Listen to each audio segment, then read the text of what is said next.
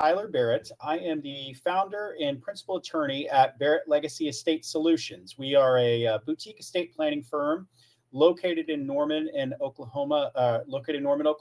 And we strive to help clients protect their legacies, safeguard their family's future, and a big part of that is ensuring that the next generation, that the successor trustee is equipped to do the job that they've been appointed to do. So I'm going to provide a general overview of trusts and successor trustee roles, responsibilities, and options. So our objective here today. So what is an estate? I think it's important before we delve into successor trustee, in particular, to talk about what an estate is. There's sometimes misconceptions about that. And so try to clear up some of that. Then what are your responsibilities if you are named as a successor trustee by a friend or loved one? What issues do you need to be concerned about? So a lot, I would say, but we'll try to hone in on the ones that are most pertinent and that have the biggest potential to cause discord and throw things off track in terms of the intent of the creator of the trust. And then what are your options? So as I'll talk about in more detail here in a little bit, there is no set playbook for how to administer a trust. So it's a bit unlike probate in that way. And so there's some different options about how one might approach things. And so I'll cover that and explain the best practices. So we'll kind of jump right in here. Spots on the x-ray here. So this is intended to really just show all of the different things that can happen with an estate. And so that is, from anything from joint tenancy to lack of succession planning, lack of business exit planning, second marriages, non-citizen spouses. Maybe there's a child with a substance abuse problem or who's a big spender. So there's a number of different things that we are trying to look at when it comes to estate planning. And so, it differs from client to client. And it's really, our focus is learning what the client is truly concerned about, what their wishes are, what their family situation might be. And so people think of estate planning as documents, and they certainly are documents, but that counseling, that kind of understanding what legacy someone wants to leave is important, and it's different for everyone. So what are some of the priorities when we're doing estate planning? So I've got here, a pyramid that kind of shows some of the different priorities that we might want to be concerned about. So, of course, ourselves. That's often overlooked in estate planning.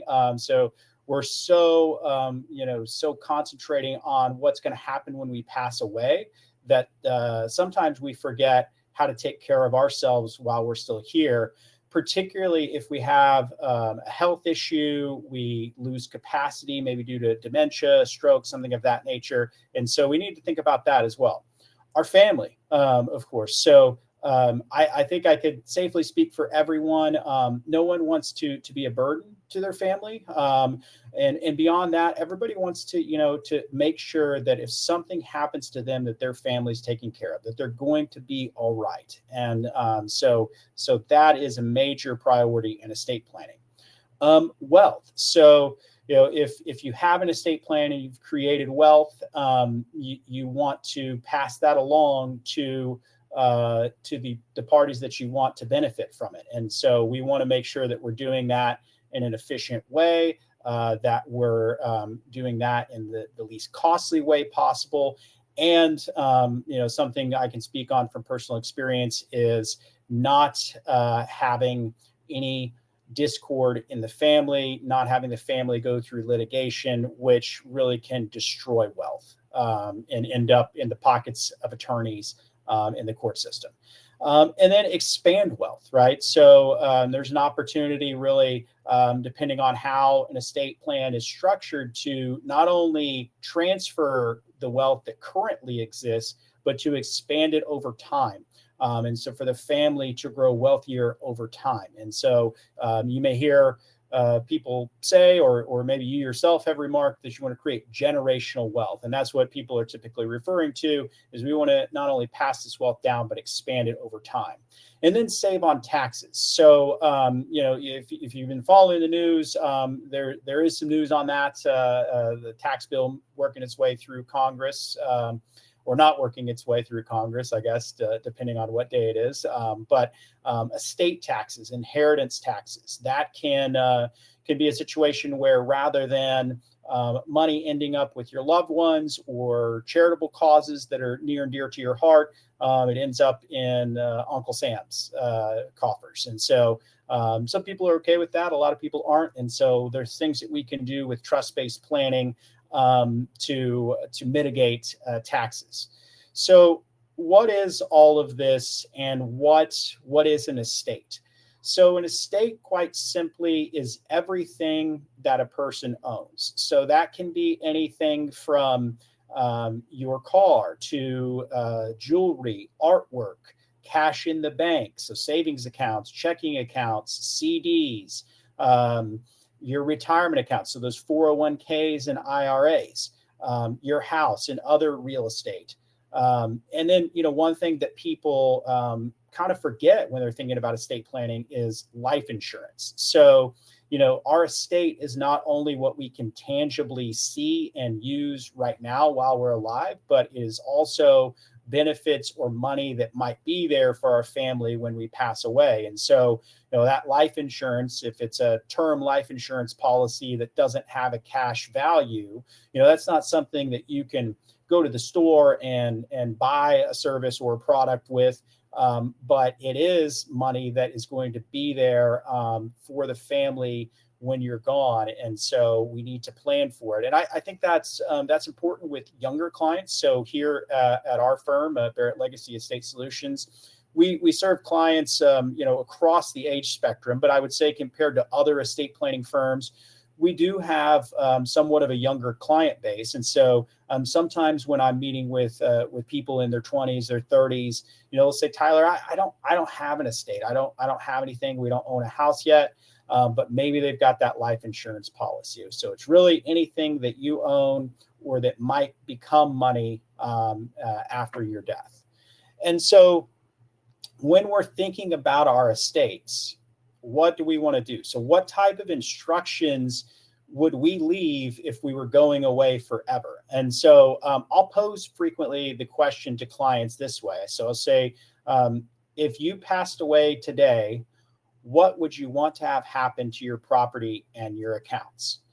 And so then they'll answer that question. I'll say, okay, if you passed away today, what do you think would happen to your property and to your accounts? And, very often there's a mismatch between those two things. And so that's the trick of estate planning, is let's figure out how to leave instructions that are going to ensure that what the client wants to have happen, what you want to have happen with your property and with your money, is actually, in fact, what happens. And, I see so many estate plans out there that are just, kind of what I call I love you plan. We'll just, here's all the money outright, do whatever you want with it. And that introduces all kinds of variables into the mix. And that could be okay for some people, but for a lot of people, we need to leave more detailed instructions.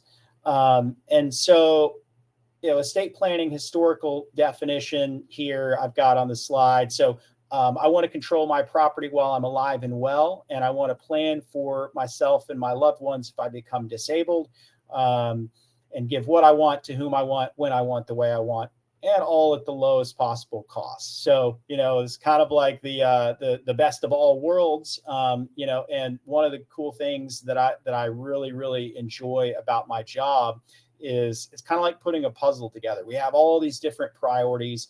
You can see here on the screen, all these different possibilities, like I discussed a couple slides back, and all these different family situations.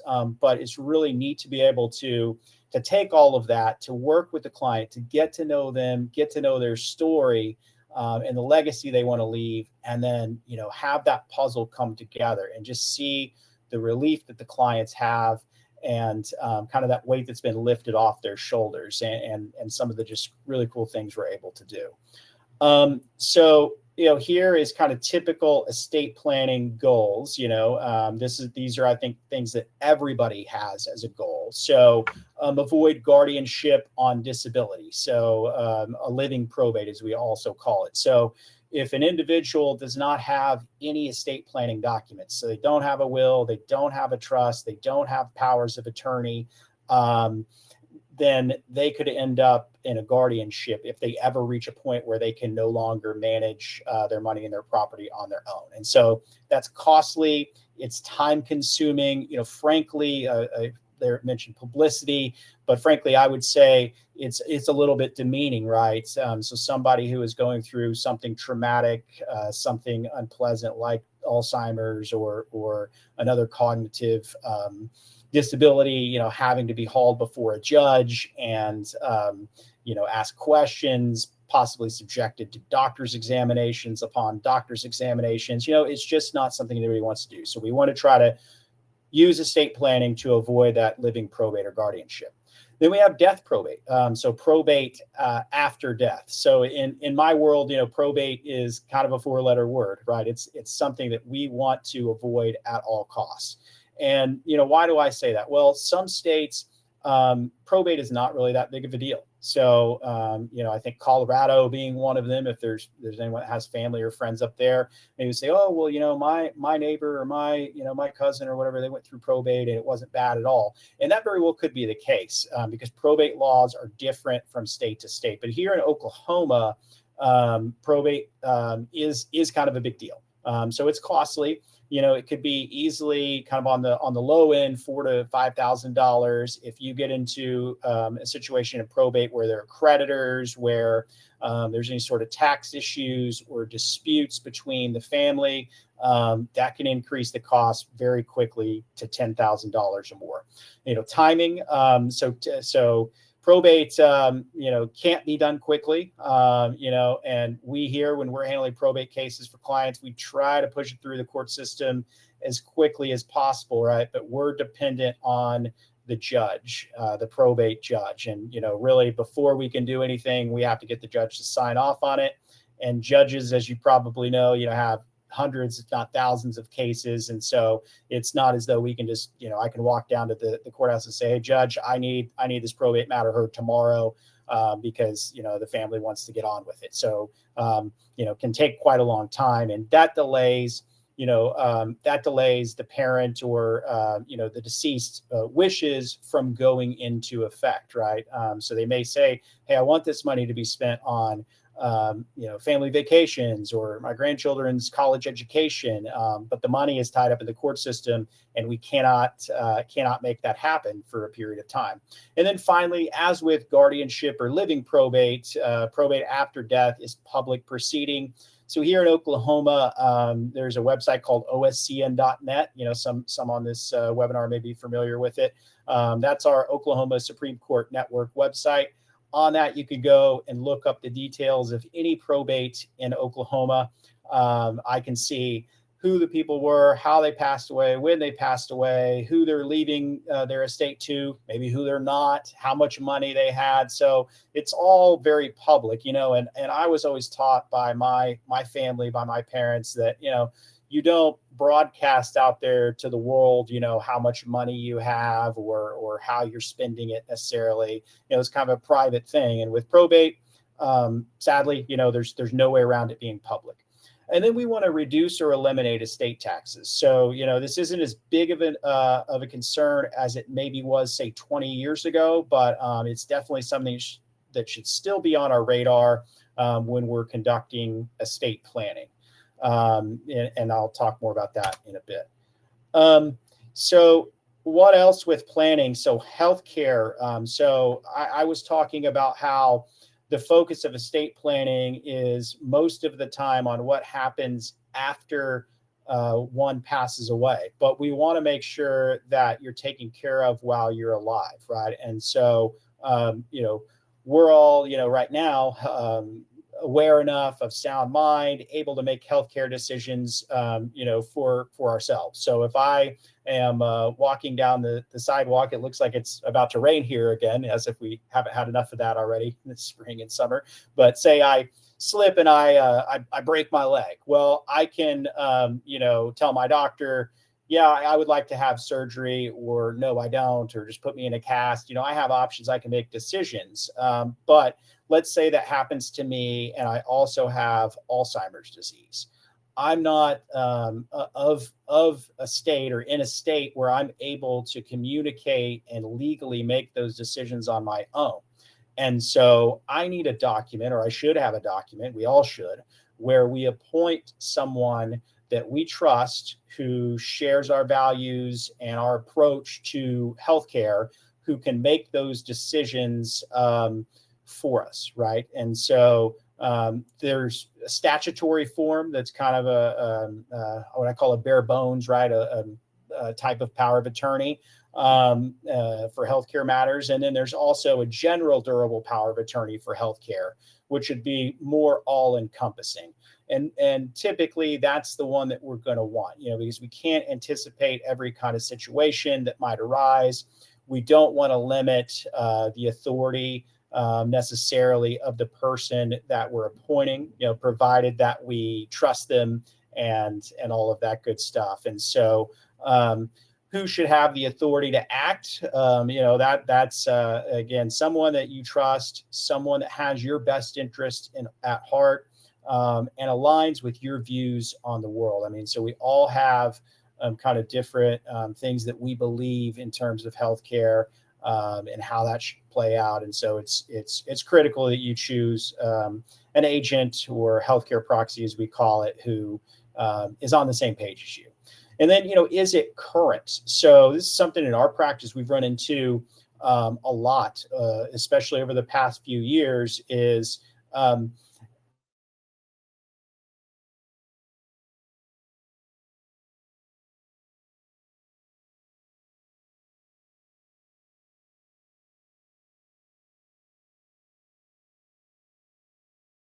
so we have to jump through all kinds of hoops to get that document enforced.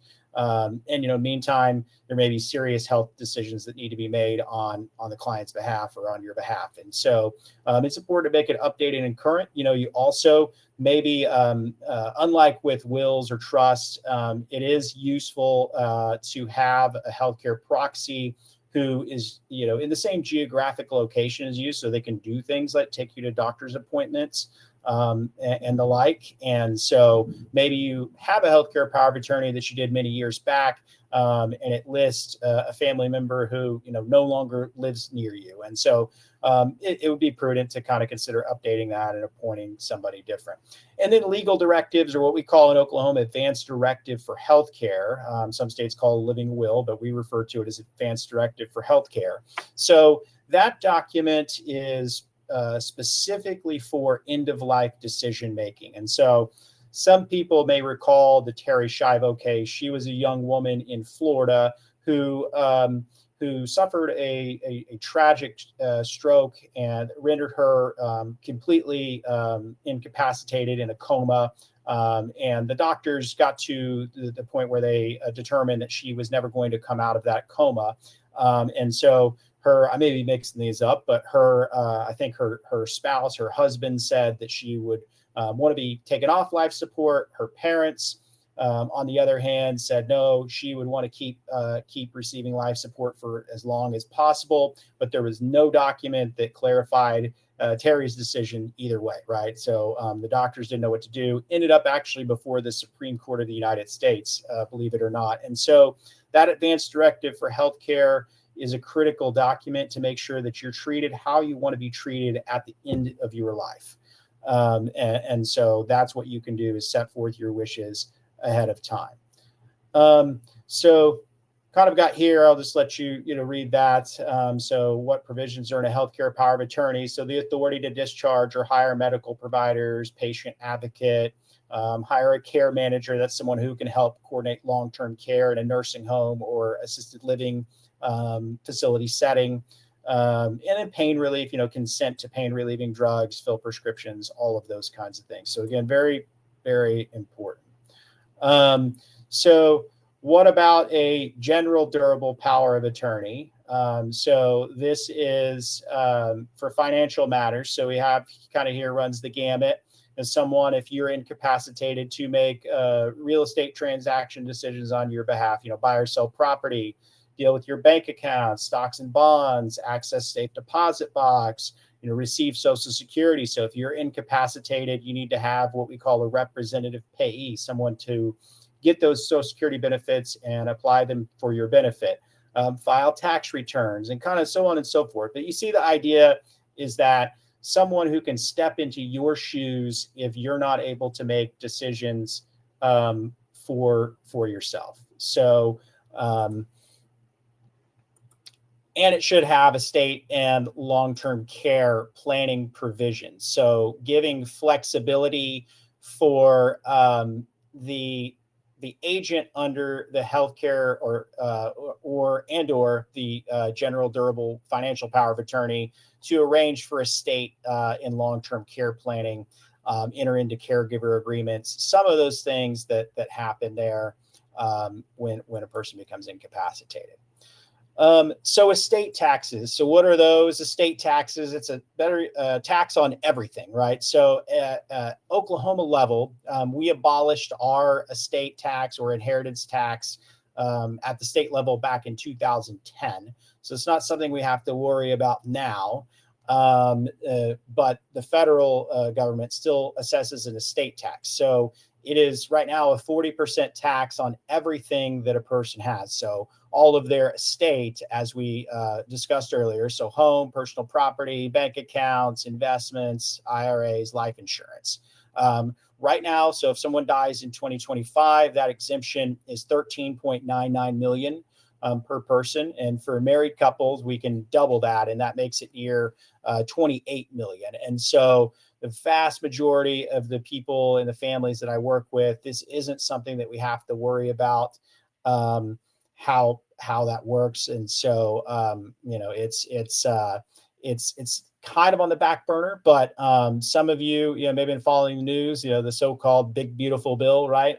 So it would extend the current estate tax exemption levels for the long term, which are set to expire as of December 31st, 2025. So if that bill does not pass or it is changed, there's a possibility that a lot of folks may have to reassess whether they need to do estate planning specifically to avoid the federal estate tax. But for right now, not something to be too worried about.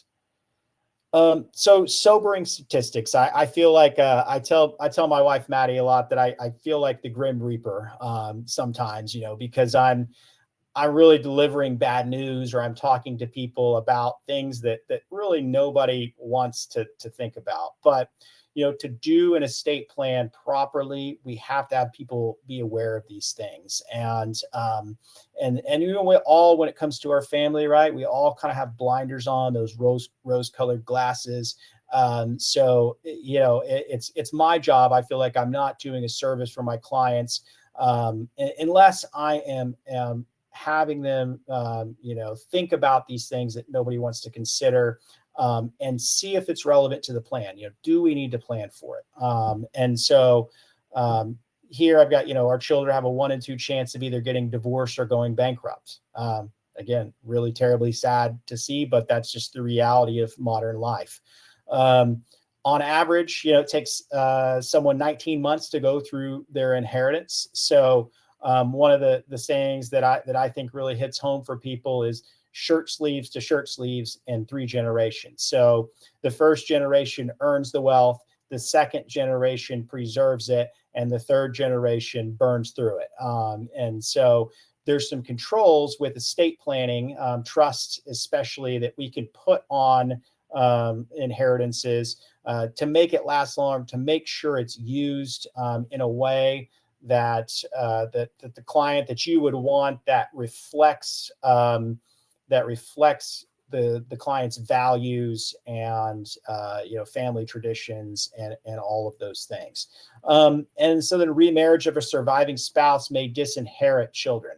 So we've probably all seen this one, unfortunately, but somebody who's been married for a long period of time, maybe their spouse passes away, and then somebody else enters the picture, and maybe they have good intentions, maybe they don't, but that all that wealth and that estate that the person has spent years building up with their first spouse could end up not with their kids, but with actually their new spouse. So kind of an extreme example, but I don't know. For those of you who are sports fans, have seen the whole saga with Bill Belichick, right? And so the former Hall of Fame coach of the New England Patriots, and so he has linked up with a much younger woman, and apparently now they are going to be married. And so there's a lot of concerns that the money that he has accumulated and the estate he's accumulated may not end up with his kids, may end up with her. So again, extreme example, but just all things to think about and that we can plan for in an estate. So there's different types of estate plans. There's a will-based estate plan, which is really the basic foundational document in estate planning. And so that's your written instructions about how you want your stuff to be dispersed whenever you pass away.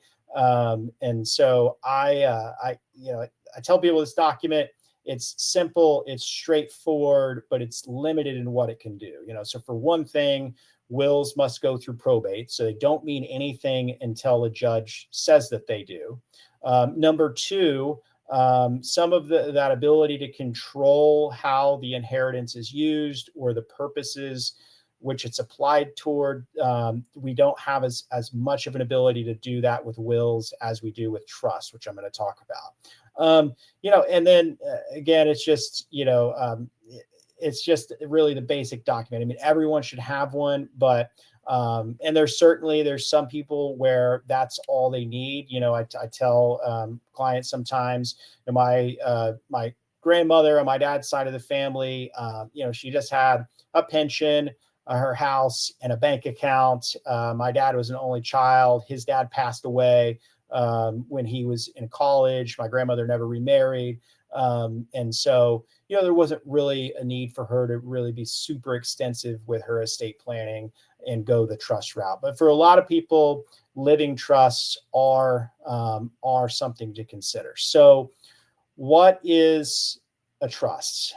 So there's different roles. So the focus of this webinar this evening here is successor trustee training, but there are different roles. So there's the trust maker. You may have also heard this referred to as a grantor or a settlor. And so that is the person who is establishing the trust. There's the trustee. So they are the manager of the trust, and how they manage that trust is very crucial. And a lot can go wrong along the way. The trustee or manager can subject themselves to a lot of liability, and we want to avoid that. And then there's the beneficiary. So the beneficiaries are the people whom are receiving the property or the money of the trust. Sometimes that's the same, one or more of the same individuals as the trustee, but frequently the trustee and the beneficiaries are different, right? And so you can think of a trust as a contract. So it's a contract between all of these parties: the trust maker, the trustee, and the beneficiary. And it's a contract on how the estate of the trust maker is going to be dealt with when the trust maker passes away. I also will describe trusts as a bucket. So we talk about, what goes into the trust is the client's estate. So their accounts, their life insurance policies, their home, real property, business interests, perhaps. And then it comes out of the bucket based on the specific instructions that you have left or the trust maker has left in the trust instrument or trust document itself. So I think that's a good way of thinking about it. But it is, just to kind of stress, a contract. And that's why it imposes legal obligations on you if you're a trustee. And if you fail to fulfill those obligations, then you can end up in a world of trouble. So kind of how the typical living trust works. So I've got here, Bill and Mary, they're a married couple. They establish a living trust. So this eases administration during lifetime. So there's no living probate, aka guardianship, and Bill and Mary get to maintain control of their property and their money. So there's no restrictions on how much money they can spend. They can buy property, sell property, change from one bank or brokerage or financial advisor to another. There's no restrictions on them really in any way on how they can control their property and their assets. So after the first death, now this is sometimes different, maybe in like second marriage situations, but just for the sake of this example, let's assume we're not concerned about the surviving spouse remarrying, or there aren't stepkids, blended family type situation. And so we just want everything to stay in the control of the surviving spouse. So, let's say Bill passes away first. I'll pick on the men. We tend to pass away first. Our life expectancy is not as long. So there's no death probate, no probate upon Bill's death. No federal estate taxes up to the exemption amount. We maintain the exemption for each spouse. And then the surviving spouse can be both the trustee and the beneficiary. And so then when Mary, the second spouse or trust maker, dies, there's different ways of doing it, right? I have here a common trust. That's what we'll use when we have minor children who are close together in age. So we have children that are 6, 8, and 11. So we want to have a common trust so that we can do some of these things I've got listed here, provide for common education, protect the inheritance from the children's creditors. So if somebody sues them or they run into financial difficulty or get divorced, protect the children from themselves. I just turned 40, but it seems like not all that long ago that I was an 18-year-old college kid who thought I knew everything in the world, when in reality, I didn't know much at all. If somebody had handed me a bucket of money at 18 years old, it would not have turned out well. Would have been some fun spring break trips. Probably would have had new golf clubs every other month, but I don't think that's what my parents had in mind for their estate. So we can protect children for themselves. And also with trust, we can provide for special needs children. So if a child has a disability, they're receiving government assistance, we can set things up in a way to make sure that they're provided for, that they're cared for, and that they don't lose the government assistance that they're receiving. So factors to consider.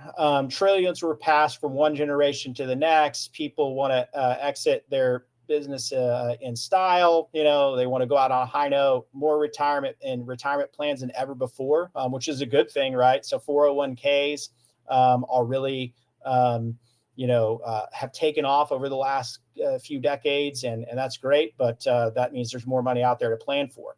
Medical costs are increasing.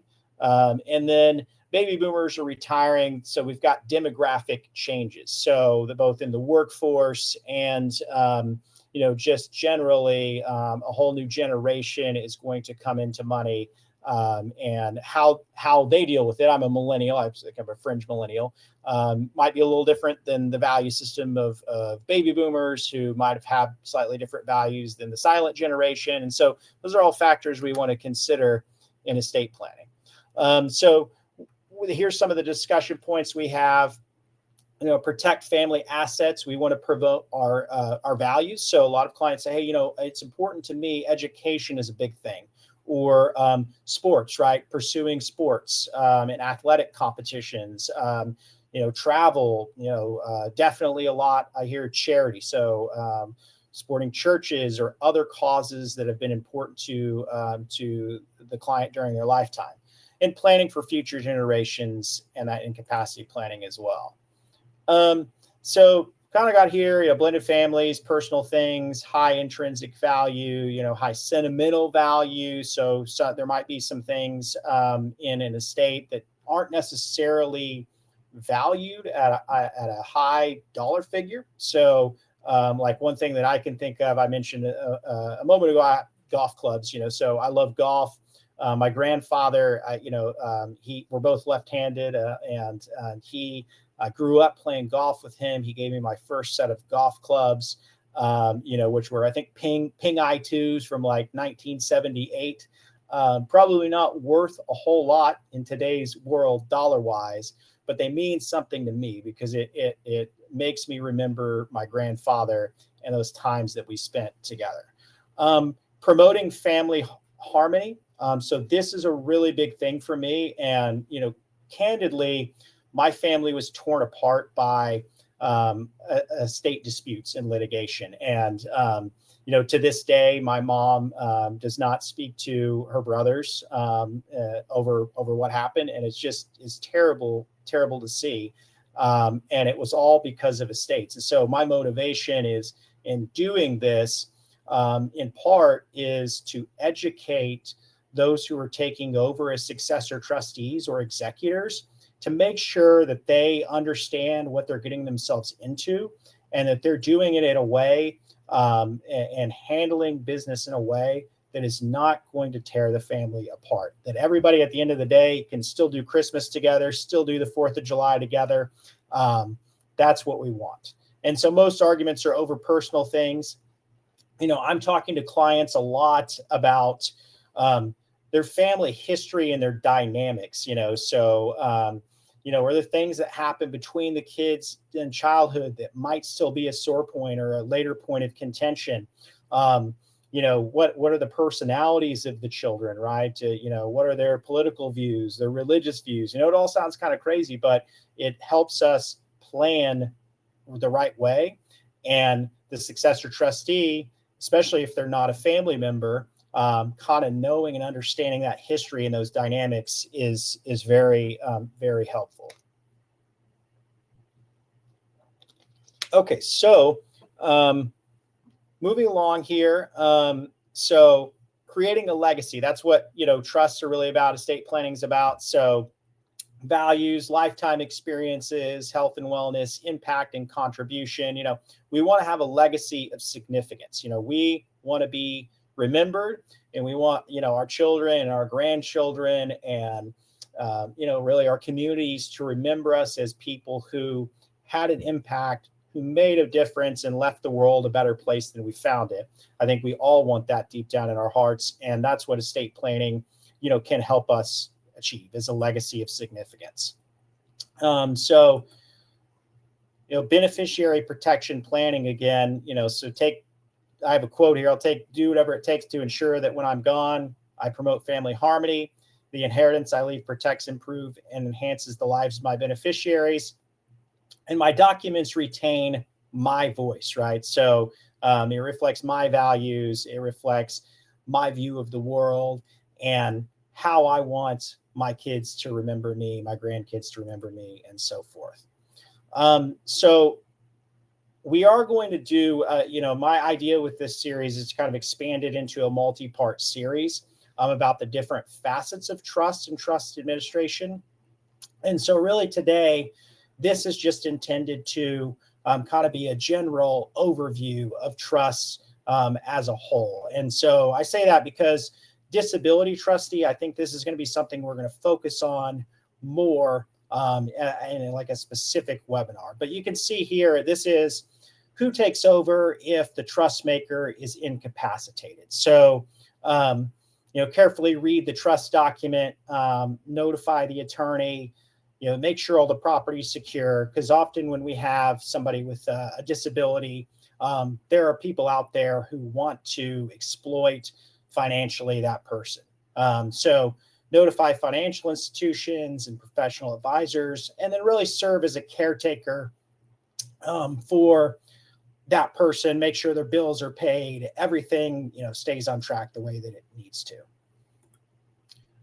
Okay, so that's, again, disability trustees, and a future webinar, we're going to go into that in pretty great depth.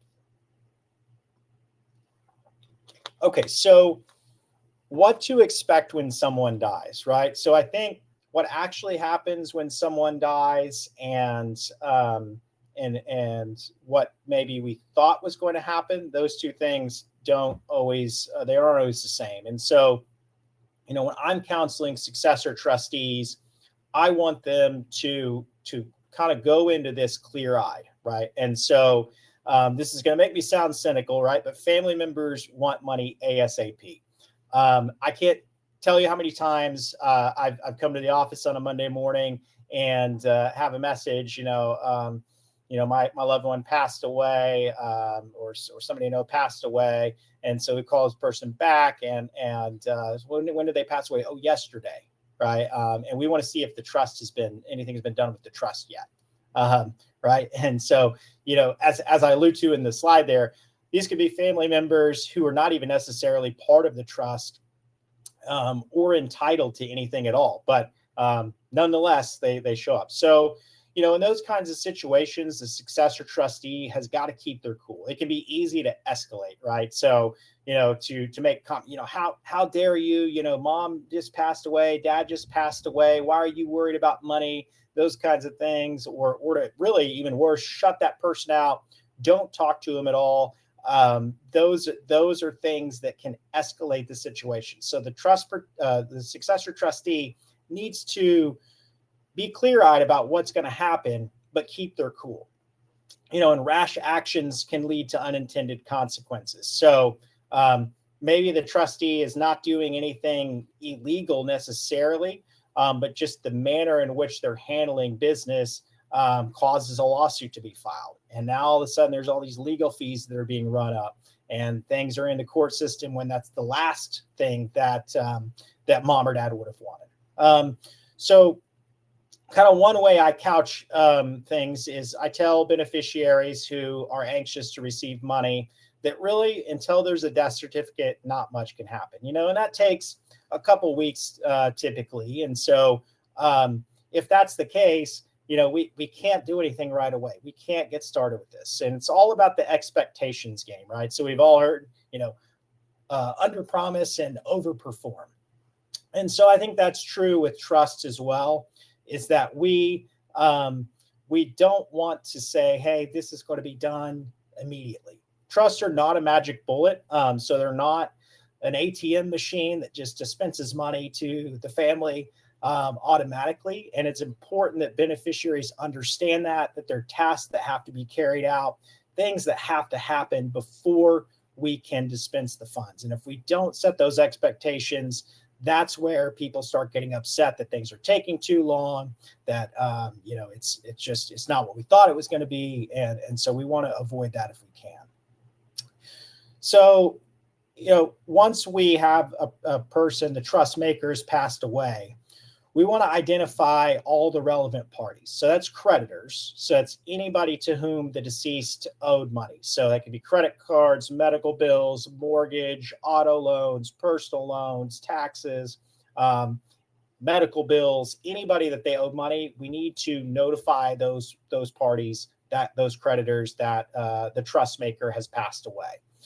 Federal government agencies. So the main one there is Social Security, right? So we want to stop Social Security payments. Had it happen before where Social Security Administration keeps sending the Social Security check month after month, and it's kind of a big hassle there to give it back, right? In which you do have to give it back. And so I want to go ahead and notify them. State government agencies here, that would be like if they were receiving any sort of state benefit, or if they were a state employee who gets state retirement. So, a teacher, firefighter, police officer, university professor, anything like that. The credit bureaus. So people don't think about this with trust administration, but we want to notify the credit bureaus. And why would we do that? So fraud is ever prevalent. There are just seemingly endless schemes and new ones that are created every day to figure out how to open up credit cards in someone's name, take out loans in someone's name. And so what we want to do is notify the credit bureaus that the trust maker has passed away, and so that they can freeze their credit and prevent any of that kind of post-death fraud from happening. I mean, there's criminals out there that read the obituaries and just, see who's passed away and then seize on that to do nefarious activities. So, and then finally here, individuals and charities listed in the trust as beneficiaries. So they're also entitled to see a copy of the trust document. So, if I'm counseling a successor trustee, I'm telling them, yep, we're going to go ahead and mail them notice that they're a beneficiary of the trust. We're going to give them a copy of the trust document. But, sometimes trustees are reluctant to do that. I'm sorry, but we've got to do that. That's a critical step. So what is trust administration? So, I got here on the slide, the Oklahoma statutes say little about trust administration, which is definitely true. So we overhauled our trust laws as a state back in 2024, and so that was good. We modernized a lot of outdated laws, but one of the things we didn't get to was trust administration. Now there's a task force that is supposed to give some more clarity or come up with ideas for more clarity, I should say, in our laws on trust administration, but we know how those things go. That could be years before that actually occurs. So for now, if you're trying to look through the Oklahoma statutes about, what do I do if I'm a successor trustee? What's the playbook? You're not going to find much. And so we want to collect, manage, and distribute the deceased person's property, accounts, and other possessions. So that's what trust administration is that process of collecting, managing, and distributing the deceased person's assets. So in administering the trust, the successor trustee has fiduciary duties to the beneficiaries of the trust. And so it's important to uphold that. A fiduciary duty is the highest possible responsibility that one can have under the law. So I'll sum it up by saying that it means that you deal fairly as the successor trustee. You deal fairly with the beneficiaries.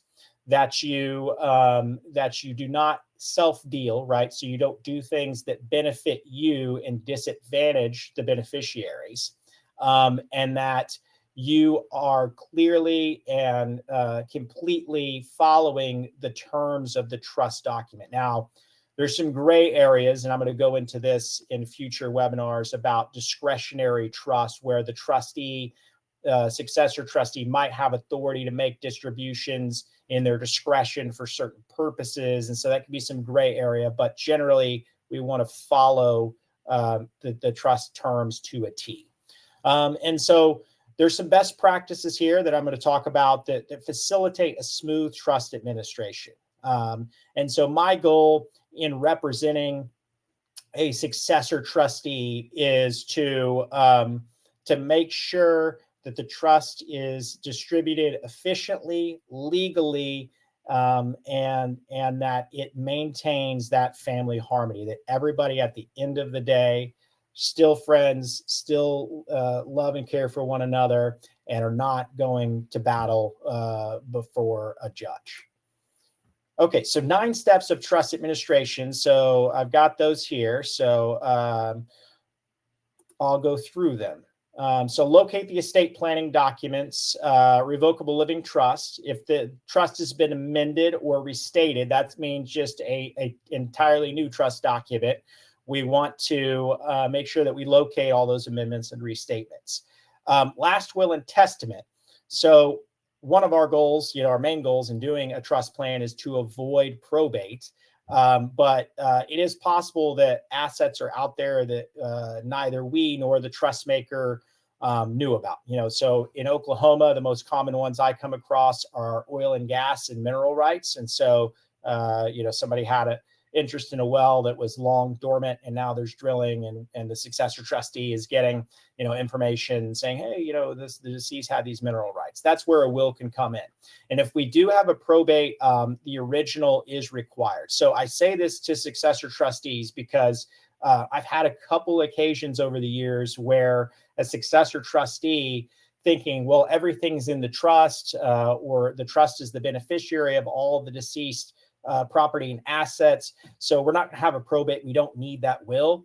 and they dispose of it or destroy it. And then, lo and behold, later there's something else out there, and we're having a problem in probate. And then the personal property memorandum. So if the deceased person left this, it's usually an addendum to the trust, and it's generally handwritten and signed list. And this is specific distributions of items to certain people. So, this person A gets this ring, person B gets this necklace, person C gets that artwork, person D gets that firearms, and so forth. And so, trustees are legally bound, if the deceased has left that personal property memorandum, to follow the list and distribute the items accordingly. So want to make sure we do that, because it goes a long way to preventing disputes. Those are those sentimental things that I mentioned earlier in the presentation. So gather other important info.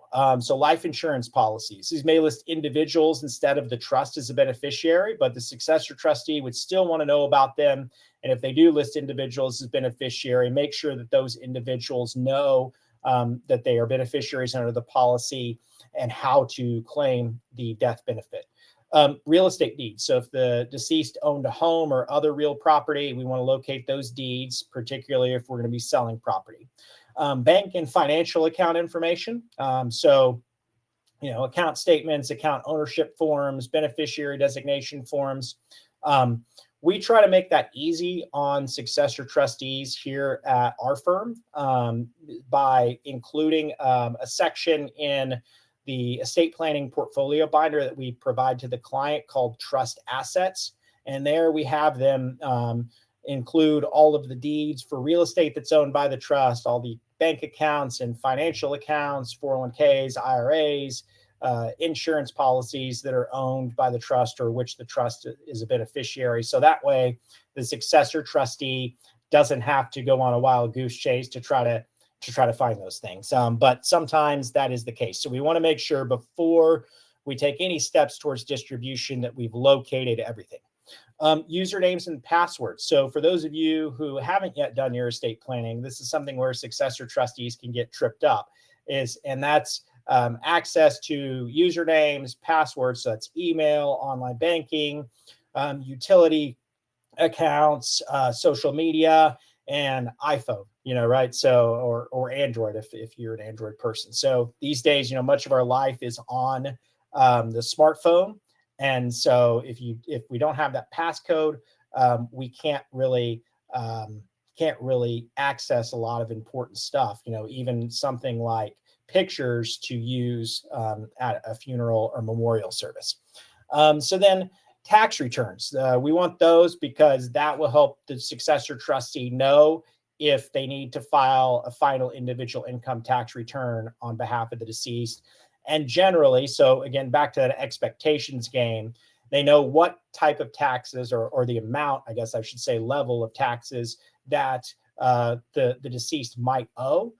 Because, if we tell the beneficiaries, well, hey, the trust is $500,000, but then they find out later that, oh, well, there's $100,000 of taxes. They're going to, wait a second, I thought we were splitting up 500,000, not 400,000. So it can help the trustee, successor trustee, that expectations game. Okay, so then meet with the estate planning attorney. So I have here, I don't need help. How complicated can it be? Well, it can be pretty complicated, right? And so going back to that, I actually promote family harmony and an inheritance that protects and enhances the life, retains the trust maker's voice.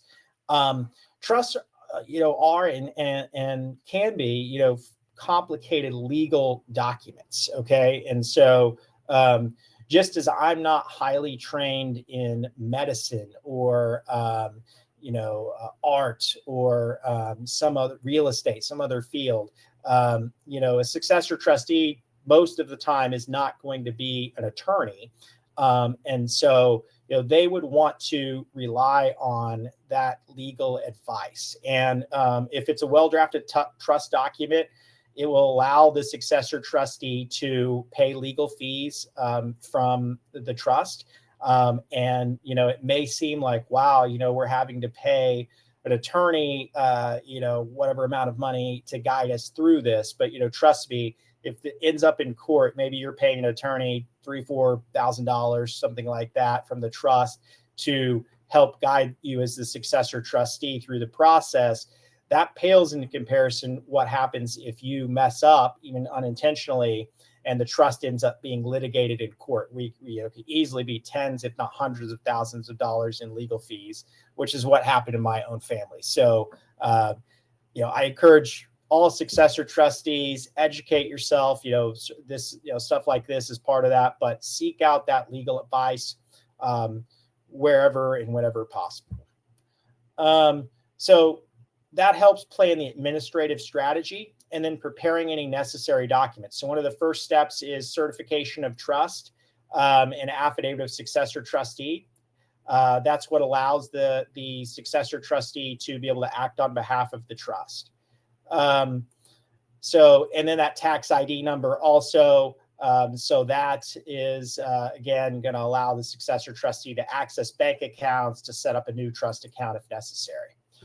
Make a list of debts and creditors. So debts, I've got here, survived the deceased. This is very important, right? So sometimes family members and beneficiaries might think, well, that was Tim's debt. We don't have to pay that. We're not responsible for that. Well, they are not personally responsible for it, but the trust is. And so we want to identify all of those, and we want to tell the beneficiaries and counsel the beneficiaries, guys, full distributions cannot be made until all the bills have been paid or settled. And that might be a quick thing, might take a little bit longer, but those got to be paid before the trust is distributed and settled. When I identify beneficiaries and heirs at law, so I've got here a beneficiary is an individual or charity designated in the trust document to receive property or money. By contrast, heirs at law are people who would inherit if the deceased had no estate plan at all, so no will or no trust. A lot of times those are one and the same. So beneficiaries are also heirs at law, but they can be different. So it's important we distinguish. Heirs at law might be entitled to something from the trust, but they aren't necessarily. So let's say that I'm an heir at law of my parents, and they say, well, sorry, Tyler, we are not leaving you anything in the trust. It's all going to your brother, Brian. Well, I'm still an heir at law, but I'm not a beneficiary, so I'm not part of the trust administration. So we want to distinguish between those two, locate people, figure out where they are, their addresses. Inventorying and securing the trust property. So we want to determine the value of each asset. It could involve hiring professional appraisers. So those values that you see on Zillow or the county assessors, those are not always accurate. So we want to enlist professional appraisers as necessary. The other thing is securing trust property, namely the house. So had so many houses or seen or heard about this so many times where deceased person's house gets robbed even during the funeral. So if you're the successor trustee, change those locks, make sure the property is secured. If it's in a rural area, the county sheriff will be glad to kind of patrol the area and make sure that nothing is awry. File tax returns and pay taxes due. As a successor trustee, you have a responsibility to make sure that the deceased final income tax return is filed. There might be a trust tax return. So we're going to go into in future webinars the specifics of taxes as it relates to estates and trusts. So this is just an overview. A state tax return, not a thing for most people, as we talked about. But the critical point is if you as the successor trustee settle and close the trust before all returns and taxes have been filed and paid, then you can be personally liable for the amounts owed. So say, $25,000 of taxes are owed, and you kind of blow off filing the returns, or, you say, well, the family members really, really want their money now. I'll just go ahead and give it to them. And then bam, they come back with that tax bill. You as the successor trustee are personally on the hook for it. So we cannot close and settle and fully distribute the trust until all taxes have been paid. Maintain an accounting. So this is something that you've got to do as the successor trustee, which is to keep track of deposits, expenses, and distributions. and give copies of that accounting to the beneficiaries. So they're entitled to that. Most trust documents say at least annually. The vast majority of trusts that I administer were done within a year, so there may only be one accounting. But I think transparency is a critical thing here. That's something to really be attuned to, is transparency. If a beneficiary asks for a copy of the statements, give it to them. If they want an accounting, provide that accounting. So I've had so many trustees where they're not doing anything wrong. They're not embezzling money. They're not expending any trust funds on inappropriate or illegal things. They're following the terms of the document, but they're just not transparent, right? So they say, well, the trust says I only have to give you one accounting at the end of all this. So, go pound sand. You're not getting the statements. You're not getting the accounting. We as human beings naturally assume that if somebody is not communicating with us or not giving us information, well, they must be hiding something. So, if you're a successor trustee, don't put yourself in that situation. And then, lastly, on the accounting front, run all expenses and payments through a single account, if at all possible. So that makes preparing the accounting much easier. If I am working with a successor trustee, or I'm asking the successor trustee to provide me with a list of expenses, payments, distributions, and they're having to go through, or I'm having to go through 10 different accounts to try to piece together all of this and make sure I have a full and accurate accounting, that takes a lot of time. So that delays the distribution of the trust. And it also increases the legal fees, the CPA's fees. So, if we can establish kind of a so-called operating account for the trust, that is really ideal, and run everything through that. Okay, so then kind of the last thing in closing here is just really an overview of successor trustee responsibilities.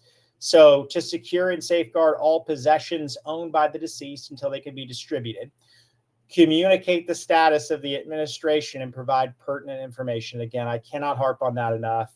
That's the ticket to really preventing or heading off problems before they become a big issue. And so make sure all outstanding financial and legal obligations of the deceased are resolved, and then distribute the deceased possessions according to the instructions left in the trust document. So something else I tell successor trustees is that, you may not necessarily agree with what the deceased or what the trust maker is doing in this document. You may think that they should have restricted how your brother Johnny spent the money, or they maybe should have waited until that grandchild was 30 instead of 21 before they received funds, or we should have supported this charity instead of that one.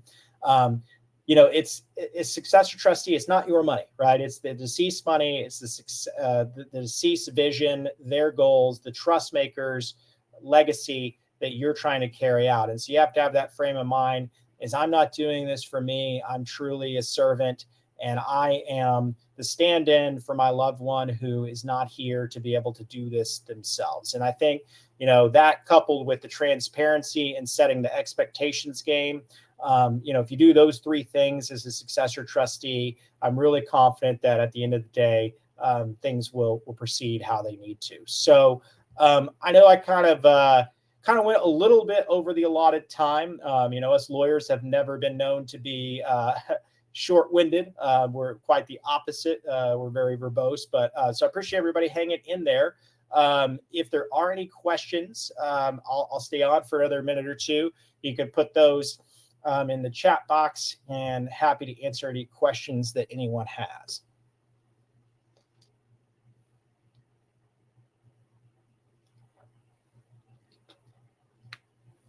Okay, well, always feel free to reach out if you're a successor trustee. You can visit our website, barrettestatesolutions.com. We have a lot of materials there. You can also check me out. I'm the legacy lawyer on TikTok and YouTube, if that's your thing. I'm just now kind of getting into the video world. my wife's kind of working on me with that. We'll see how that goes. But we've got a lot of educational content up there as well that you can check out totally for free. And of course, if you have been named as a successor trustee, then and you feel like you need legal representation, you're of course free to contact the office. Bonnie there in the chat asked when the next webinar is. So, okay, I've got a couple questions here. So the next webinar we have not scheduled yet, but I expect this to be an every other month thing. And we're also going to have a separate series on asset protection. So I would guess that our next successor trustee training webinar will be probably in August or September.